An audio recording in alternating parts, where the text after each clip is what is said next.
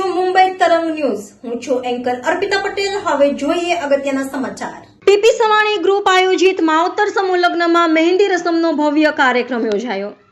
22 ડિસેમ્બરની શુક્રવારના સવારના 9 કલાકે સુરતને છેવાડે આવેલા અબ્રામા ગામમાં પીપી સવાણી ચૈતન્ય વિદ્યા સંકુલમાં ગુલાબી ઠંડી સાથે મહેંદીની સુગંધ સમગ્ર વાતાવરણમાં ફેલાઈ છે।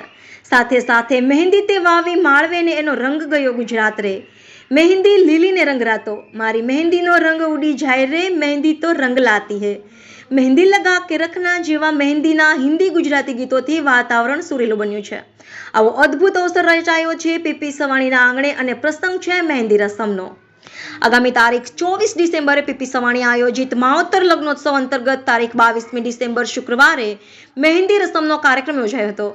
सवारे 9 कलाके प्रार्थना ने दीप प्रागट्य साथे कार्यक्रमनो आरंभ करायो हतो। हाजर मेहमानो अने दीकरीओना हस्ते दीप प्रागट्य बाद सर्व मेहमानोनुं बुके अने स्मृति भेट आपी स्वागत कर्युं हतुं। दिवस दरमियान लगभग 5000 थी वधु बहनोना हाथमां विविध प्रकारनी डिजाइननी मेहंदी मुकाता अब्रामामा गाम आखुं मेहंदीनी सुगंधथी मधमधी उठ्युं हतुं। જ્યારે પાલક પિતા ખુદ દીકરીના હાથમાં મહેંદી મૂકતા હોય તો દીકરી માટે એનાથી મોટો હરખ શું હોઈ શકે। પોતાના પિતાની ગેરહાજરી વચ્ચે પિતાની ઉપાપીને જે રીતે મહેશભાઈ દીકરીઓને લાડ લડાવી રહ્યા હતા એ જોઈને ઘણી દીકરીઓની આંખો પણ છલકાઈ હતી। આ લગ્નોત્સવમાં લગ્ન કરનાર 75 દીકરીના પાલક પિતા મહેશ સવાણીએ લગભગ બધી દીકરીઓના હાથમાં ભારે હેતથી મહેંદી મૂકી હતી। રિપોર્ટર વિજય મકવાણા, મુંબઈ તરંગ ન્યૂઝ, સુરત। આજે માવતર લગ્નોત્સવ જે 24/12 અને રવિવાર સાંજે 6 કલાકે થવા જઈ રહ્યા છે તેના અનુસંધાનમાં આજે પ્રથમ પ્રોગ્રામ એટલે કે દીકરીઓનો મહેંદી રસમ।